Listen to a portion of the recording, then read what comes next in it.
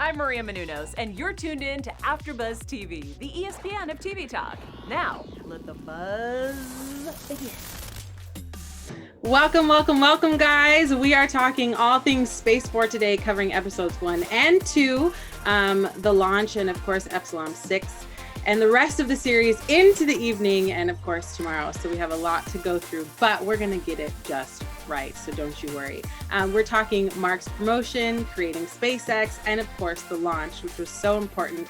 But first, before we get into everything, my name is Tatiana Mariseia, and I will be your host this I was going to say this evening, but it's actually this afternoon, so don't let me slip up. And of course, we have Keven Allen, who loves all things Greg Daniels. How you doing, Keven? I'm doing great. Yeah, I just covered his last show upload from Amazon Prime with AfterBuzz TV. I fell in love with it, and I was surprised there was such a quick turnaround that I get a new Greg Daniels series in just a month. So right, he has been busy.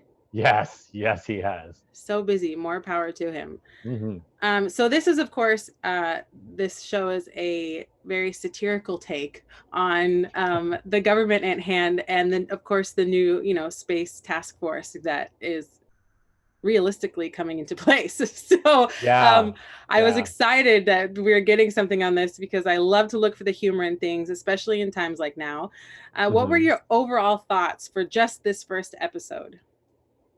The first episode was a great introduction for a lot of characters and a premise that is got one foot in reality and one foot in complete fiction. So there was a lot to dress the table for on this show. And I always say never judge a show by its pilot. And this wasn't my favorite pilot, but it had such a daunting task ahead of it to introduce the world we're kind of living in, but not really, this brand new branch, because we jump a whole year forward. Everybody who works for Nard's family, himself, it was a big undertaking. And I was entertained through and through right up to that last moment. And I was like, okay, I'm eager for the next one. So all in all, it did a great job. Good. And of course, with the cast. Yeah, wasn't perfect. I totally agree with you. But for the cast, I mean, Steve Carell, John Malkovich, Lisa Kudrow, which I'm sad we didn't see more of, Fred Willard, and the list goes on. I mean, I feel like, in just looking at the trailer for this, I felt like it couldn't fail. Oh, absolutely. I mean, it's too funny to fail. There's some comedy legends in here. I feel like half the cast of a Christopher Guest movie is already in this series. Exactly. And then also some favorites from Greg Daniels' previous works. Like, it's just a smorgasbord is the word I'm going to use of comedic talent. Yes. So, yeah. Yes. So I can only hope for good things in store. I first want to talk about opening up. We have Mark's promotion, and he gets 4 stars and is promoted to the Space Force, which is not where I think he thought he was going to go. And I love this back and forth that he has with John Blandsmith, who seems kind of like his enemy. So I hope that we get to see this partnership played out because they're supposed to work together. What did you think about that first scene when he was put in the ring he had the Coast Guard, the Navy, the Marine Corps, the Army? What did you think about that first scene? Well, I mean, I don't know when the last branch of the military was founded, but there's such enduring institutions that they feel timeless. And so for someone to be like, oh, by the way, there's a new one now is a huge surprise. So I completely understand why he went and told off the head of the Air Force, told off the head of the Air Force thinking he had his job, and then was like, wait a minute, what's he still doing in the room? Crap. Yeah, exactly, right? Now I have to work alongside him. Right. I thought it was a funny scene. I mean, again, all these comedic talents in one room, and it's kind of like this military locker room, country club mix. It's just a weird dynamic. And everyone just kind of like lets their feelings out, especially against the poor Coast Guard. So it was funny. It was a great introduction for the series. And it says so much about being thrown into a position when you literally have no idea what you're doing. Yeah. Like there's no debriefing. There's nothing. It's like, okay, we're going to ease you into this. It's just like, you're head of Space Force, never been done before. Good luck. Yeah. Here's what we've got so far. You're going to be taking over for someone. No, it was just like, all right, this is new thing that's happening. We have nothing for it so far, but you. Yeah, and he's not even. I mean, he's a trained pilot. It has nothing to do with space. I mean, Oh yeah, he no, not has a no credentials behind him. no engineering, astrophysics, nothing. Nothing. Like, Nothing. yeah, he's pure Air Force. Like those, and there is no air in space. Right. Yeah, thank you for clarifying. Yes. Yeah. I love that. I love that that was a running joke. The conversation that they had was great. I thought it was a great opening for to set the tone for the rest of the first episode. I really want to touch quickly on when we jump forward a year and he chooses to be in Colorado. And he like goes under this secret mountain with the Yeah. 7-Eleven guy or the gas station guy stuck in his trunk because he knew too much. We see this huge base that is just literally like multi-billion-dollar level base, and it almost seems like nothing has been done. Do you think this was like overplayed? A little Or bit, actually, because it was only 1 year. It was right. 1 year from POTUS tweeting that he wanted to have a Space Force, and then it being this massive, like, James Bond-esque operation. Like, it's one thing if they they said they might have repurposed it to a base, but then again, it was behind this secret mountain tunnel. Yeah. You know, so I was like, was this all here, or did this all just come from the ground up? It's fully furnished and stocked. There's a whole staff. The staffs have staff. Yeah. New cadets running around everywhere. And as we go on in the series, it seemed more like it was they just like grabbed what they could get their hands on in quick time. So, you know, not the best and brightest, just what they had available. Right. But considering it's been a year, like the real Space Force, I think, was announced in 2018, and yes. I think we have a flag. I think that's all we got. That's all. We have a flag and a logo. That's it. Yeah. So a lot kudos. happened. Yeah. Kudos to Carell's team for getting off the ground. Good job. They're so fancy that they even have this assigned Twitter man who I thought he was the funniest, because it is so appropriate in today's day and age to literally have like a Twitter employee who writes your tweets for you, or it should be. So social media accountant. Yeah. So he's appropriately named F. Tony. He played by Ben Schwartz, who I loved. But yeah, his name was F. Tony, and I had to go back and look because I thought maybe they messed up his name, but that's his character name. It's F. Tony. But he's knowledgeable in all things Twitter culture. So for this Boots on the Moon, it also showed, I thought, the difference in culture and age group between F. Tony and Mark, Steve Carell's character. Because he was like, you're saying these things, I don't really understand why I even need to post on Twitter or what I need to post on Twitter. And he was like, you don't understand. I'm not going to sit here and explain this to you. You know, I thought it was very telling of today's day and age. Oh, absolutely. Yeah. Like this was the moment I was kind of curious of like, how is this show's direction? Because it was then that General Mark Naird seemed like the most responsible, level-headed person in the room. And I was like, oh, I thought he was going to be like this hapless general, and that was going to be the comedy. But like him telling off this social media guru, like, I don't need to write about laser swords heating up hamburgers. Like, I'm a 4-star general. Right. And I was so on board with him for that. I was like, yeah, this is ridiculous that not just the Space Force, but that this general had to have a Twitter account. Right. He has to keep up with POTUS. That's true. That's true. That's what it is. Right, That's what it is. So with Mark creating this SpaceX team, I really think that the elaborate design, the cost, it just seems like this has become his playfield. I mean, he uses the satellites to find his mother, who randomly goes missing. You know, like all this stuff. It seems like he's become accustomed to it being his playground almost. And he does throw around his status a lot. Yes. And it has nothing really to show for it. What is it? They lost 4 middle schools. I mean, that's what they have to show for it, right? When they launched the missile and it didn't work. And he was like, how much did that cost? Not just that, like, not only is he like a budgetary crisis and just in himself. Yes. But his subordinates don't listen to him. They treat people that's supposed to be working either alongside him or under him as above him. Like, so he doesn't have the clout, the notoriety, he doesn't have any of the trust. Like, he just has responsibility, if that. Absolutely, absolutely. I like that we are also introduced to John Malkovich's character, Dr. Adrian. I love John Malkovich's character in this. Me too. I feel like he is the voice of reason. He plays the very straight and narrow, by the book man, who seems to speak at a snail's pace on explaining everything, which is very John Malkovich. Yeah. So I love that. So to launch or not to launch, that was like this big question in this thing. So he basically didn't go with science, Mark. Didn't go with science, didn't go with the naysayers, and went off of gut feeling. How do you think about this? I was very conflicted.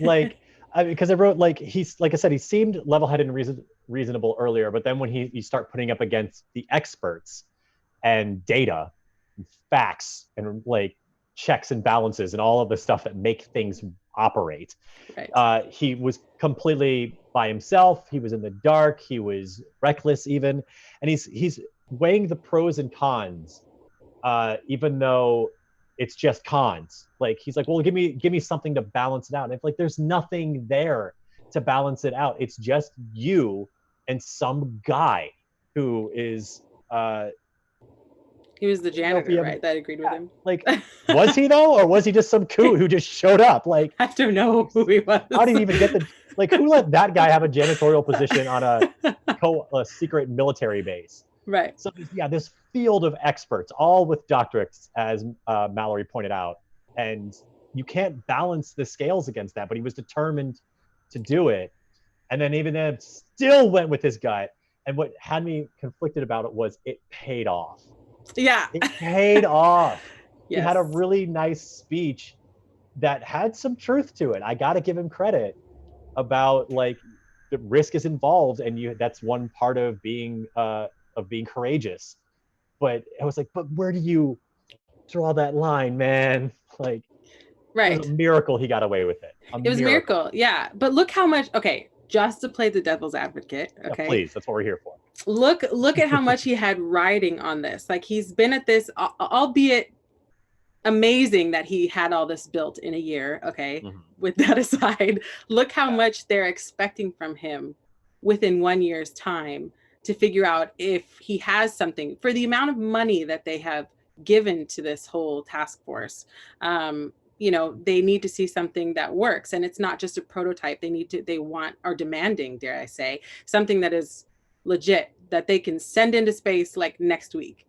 So with that amount of pressure, I would almost feel like I'm just going to do it.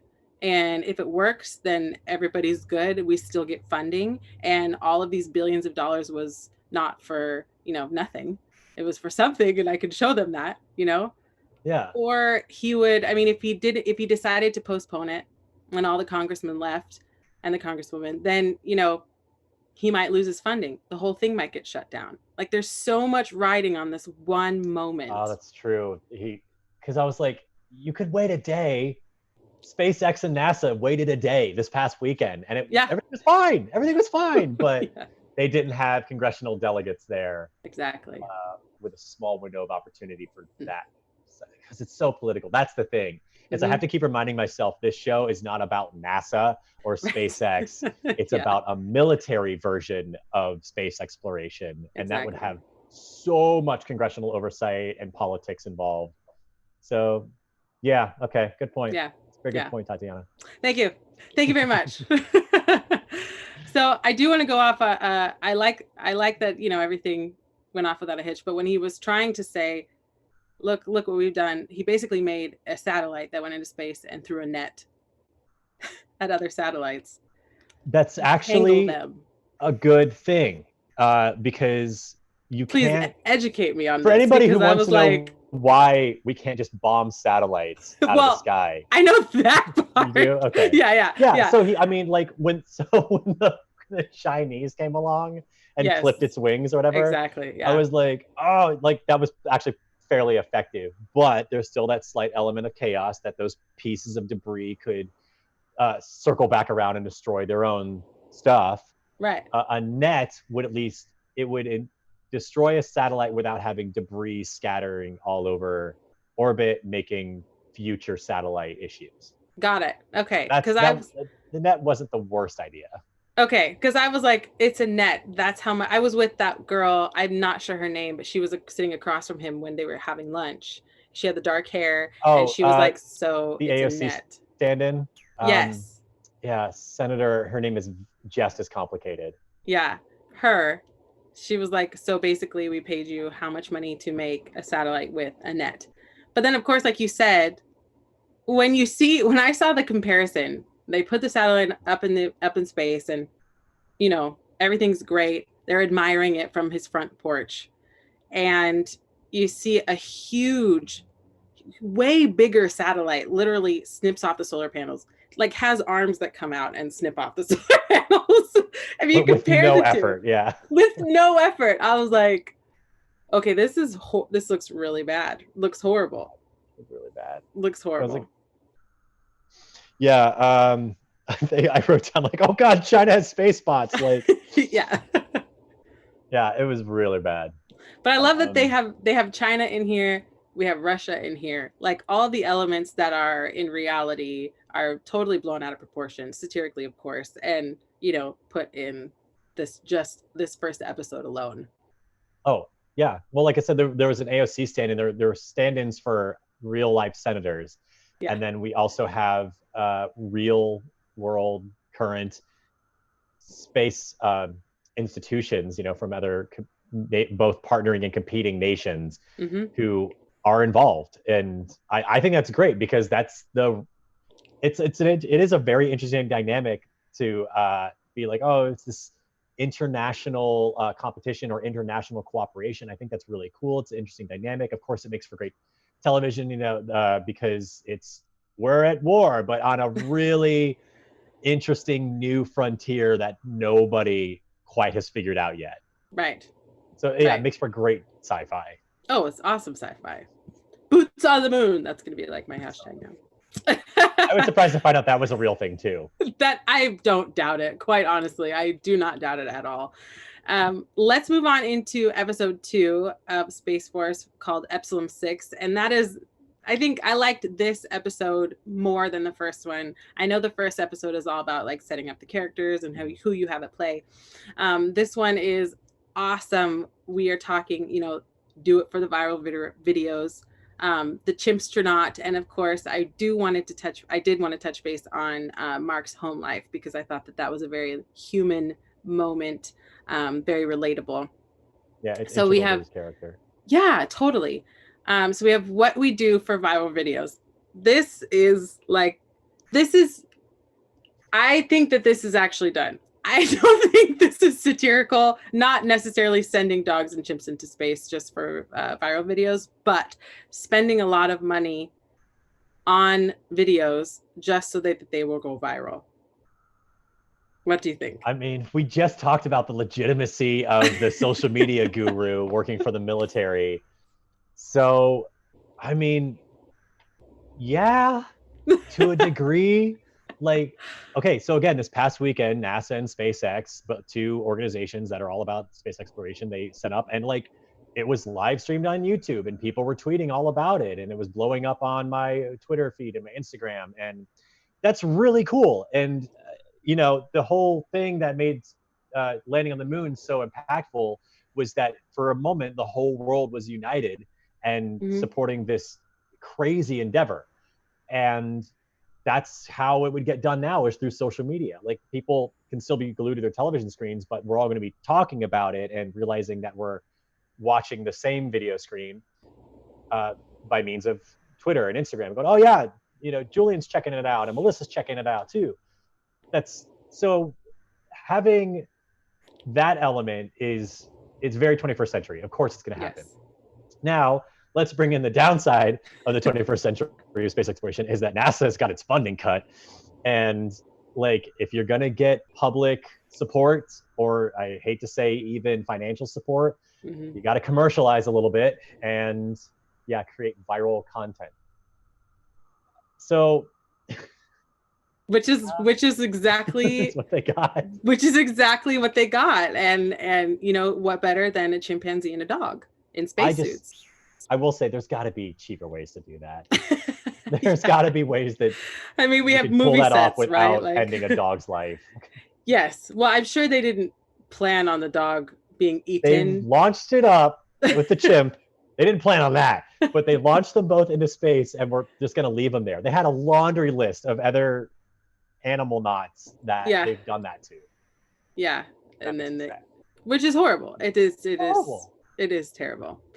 It is terrible. And there's nothing else to say about it other than that's awful. Yeah. But they were trained. Yeah. No, I trying to make it better. Like, I was John Malkovich in that scene so Yes. much. Like, why are we even attempting this? And I was floored that they got as far as they did. Me too. And I was just as riveted as everyone in that control center. Yes. But Mark put all of his eggs with this chimpstronaut. He put all of his eggs in one basket and was like, if this is the only chance we have, this is what we're going to do. Because he didn't want to sit there and wait for science. And he didn't want to sit there and wait for logic or reason, which is exactly what Dr. Adrian wanted to do. And I think he also did it off of pride because he felt, completely less than everybody in the room because he literally put bomb in one of the suggestion boxes. So, it's, I think, and he's the commander, he's above everybody. Mm-hmm. So I think he did it, for two reasons. For one, he was like, I think I can do this with this chimp. And what's the other guys? Dewey was the man who trained the chimp and did the sign language with him. Mm-hmm. So with Dewey by his side, I'm sure that, he felt extremely accomplished to do it, other than hashing out a bunch of problems that he had no idea how to solve. Well, that's one thing about Mark is he's the fixer, or at least he fancies himself that. He wanted to solve that problem because if anyone should lead in a crisis, it should be the general, the leader. And same thing with his daughter. Like, he wanted to help her solve her math problems. Mm-hmm. He wanted to fix that. We came home dog tired, and she's like, it can wait. I can just take the loss or whatever. And he's like, nope, I'm going to do this. Like, we're going to get it done because that's who he is in his eyes. And that's one of my favorite scenes in the second episode, was when they showed that very vulnerable side of him. Because I think any parent or, any person who's caring for somebody that's younger than them can totally relate to that. He's been up for more than 24 hours. He failed at his mission, had to answer to his boss, and he's going to have to answer people, the next day and the day after that. And he comes home and he still has life at home. And I really like that they included that, because even though it's supposed to be a comedy, people still need to relate to it on a personal level. Yeah. So I love that they did that. Seriously. My takeaway from this episode was that, okay, this is the kind of jokes I was expecting from this show, with the whole X-12 mission, that there's a chimp and a dog and pony show in space. Right. And Naird is acting the way I would expected his character to act, being a buffoon. But I kept comparing him to Homer Simpson in my mind. He's a buffoon, but he has a heart, and at the end of the day, he cares. And that's enough for me to like him. Absolutely. I think a lot of people were expecting The Office again, or like a version of The Office again. I've had friends tweet that he's Michael Scott in space. I'm like, it's not, though. I didn't get that either. I did not get Michael Scott. I think he's totally doing definitely a new character, which he has to. He has to now, because this is not The Office. The Office is gone, even though everybody wants it back. This is it. So I like what they did. I like his character choices. I still have super high hopes. I was reading some of the reviews, and some people were not happy with this show. One of the things that I read said it's because of the times that it came out, that people are looking for a high level comedy, not necessarily like satirical on political stands or anything like that. So some people were upset, but that's not the show's fault. And of course they can't predict, what's going on in the world. And like I've been saying all episode, I came in with these expectations about how I wanted the pilot to be, about how I thought the character and the jokes were going to be. And I'm glad they were met, but I have to leave my expectations at the door. And a lot of them I did. Like, I would, it'd be fun if it was just constant, like, Trump bashing, or it would be really cool if it was highbrow comedy and if it really discussed the quandaries of militarization of space and really dove into the science. And like I said, all the stuff about these international conflicts that may one day happen and beyond the stratosphere, like that'd be neat, but it probably wouldn't be nearly as fun. And clearly this is what this show wanted to be. It's just having a good time with a loony premise that we're all kind of getting familiar with. Yes, absolutely. So, I 100% agree with you. Yeah, I think a lot of the reviews are because of expectation, and I learned to leave mine by episode 2, so I feel like I hope everyone else does as well. Yeah, me as well. I'm with you on that. Cool. Boots on the ground. Yeah, boots on the ground. Let's go ahead and head into our news and gossip. I know you have a great heartfelt one for us. No tears, okay? No tears. Okay. Well, so I brought some visual stuff that we'll get into, but this is going to be, rather than a news segment, more of a retrospective of Fred Willard, because this was his last on film role, playing the father of General Mark Naird, Fred Naird, and I think I can only assume they named it after Fred. So Fred Willard, for those who may not have known, because I certainly didn't, is a veteran of the armed forces. He did serve in the military back in the day. He enrolled at Kentucky Military Institution in 1949 and served as a sergeant in Company A. And he was also a commander of the Space Force, an NBC pilot from 1977. It aired March 1977. It didn't get picked up, so now it's considered a TV movie from 78. There's a lot of conflicting ideas about what the show was back in the day, but none of them matter because Fred Willard played Captain Thomas Woods, the leader of the Space Force. And it was another just fun, silly, goofy little show about militarization in space. And I think it was amazing that they got him to play Mark's dad. Not a lot of actors have a good final role, and I feel like this was the most well-suited final role for him. And not just because the casting was fitting, but because he also did a great job. He was hysterical. His speech was a highlight of the pilot episode, and he only talked through the phone. So on that note, the little bit of gossip I found is that even though he wasn't on screen for a lot of Space Force, and thus he probably wasn't on set a lot, when he was there, Greg Daniels said he made quite the impact on the cast and crew, even earning a standing ovation for the bit of riffing he made about crawling under the house. That was completely improvised. Let's see. Greg Daniels said it was a wonderful experience with him being on the set when he did his first work for us in the first episode, and we had written something very funny for him, and I thought he did it brilliantly. But he's a legendary improviser. So at the end of it, we said, why don't you just do whatever you want? And then he went into this 5-minute, incredibly funny story about crawling under the house, which we used completely as is in the show. And then what happened next, which is what took Daniels by surprise, is that the crew gave him a standing ovation for that bit. He's never had that happen before. He's never seen it before. But everybody on the show knew how special his performance was. And and it's not knowing that he would be passing soon, but he's a comedy legend who just is a beacon of joy and made the impact on this show right from the very beginning. So I thought that was really cool. That's really cool. I didn't know he was a veteran at all. I had no idea either. So awesome. Like I said, I brought some pictures. I don't know if they've been scrolling this whole time, but I found the only photo I could find that is from an official military source. It is when he joined up in 1949. And then I also brought some images from Space Force, including his costume, uniform, and their insignia as well. But it's just really cool to see him through the years with these little touches. Absolutely. Yeah. He is a comedy genius. And I've enjoyed many roles that he's played through his time as an actor.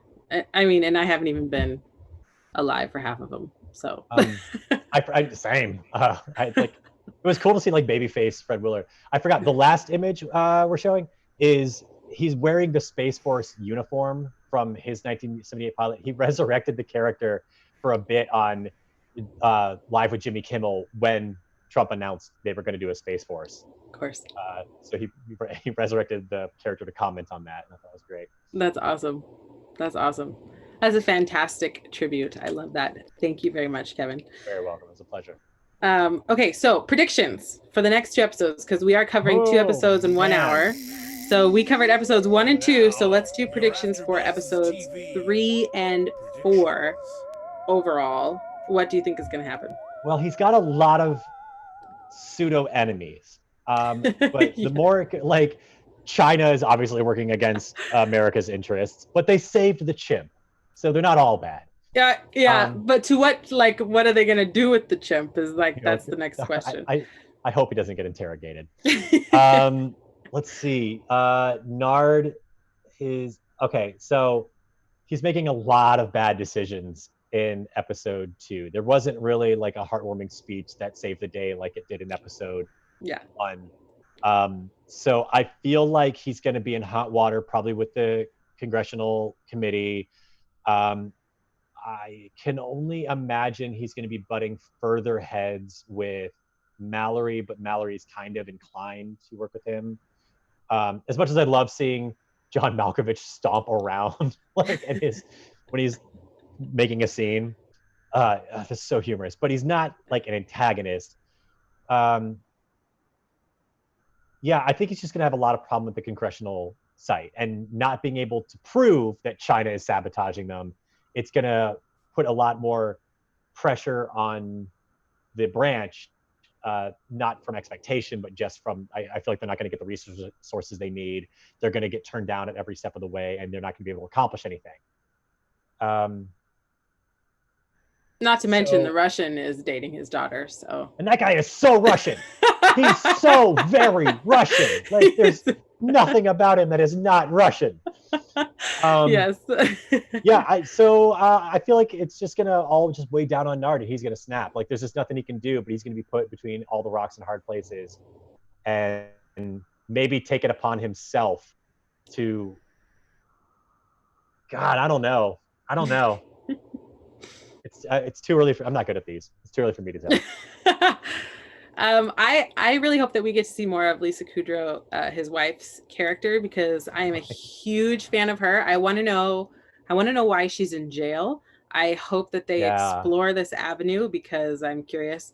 And I wonder if we see that in the next 2 episodes, I'm wondering if that will play a role in his position, whether or not he's going to stay in his position, how high up he is, and because he's kind of been abusing his powers for personal reasons. So I'm curious how that's going to play out. I'm also curious about the Russian dating his daughter. It doesn't seem like his daughter's super into this Russian guy, mainly doing it to get back at her father. So I am curious to see how that relationship develops. And I think that they'll send another satellite into space, perhaps better equipped. So I'm hoping, now that they've seen China's satellite, because I think this is the first time they've seen China's satellite, I'm assuming.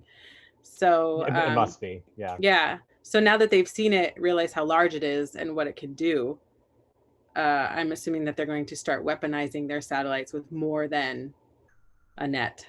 Maybe, Well, there were this bag of guns they left on the X-12. Right. There you go. Okay. All right. Well, maybe maybe they're going to have to fight with Congress to get the funding to send up people this time. There you go. Yeah. To man the X-12, get the guns, and go try to shoot down China's satellite. There you go. So the moon is like totally neglected. They're not. They're going to completely sidetrack their quest to get on the moon. To just go have a turf war against the not even China, just that satellite. Yeah. I'm with you. Yes, that's what I think is going to happen in the next 2 episodes. A lot can happen in an episode. Very awesome.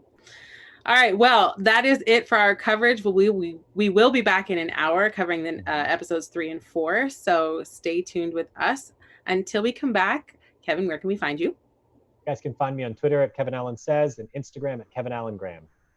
Awesome. And you can find me, Tatiana Mariseia, at Tatiana Mariseia on all social media platforms. Until about an hour from now, we'll see you again.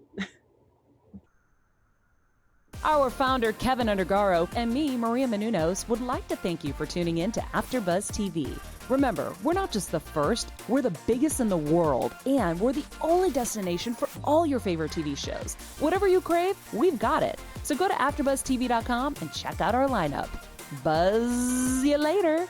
The views expressed herein are those of the hosts only and do not necessarily reflect the views of AfterBuzz TV or its owners or principals.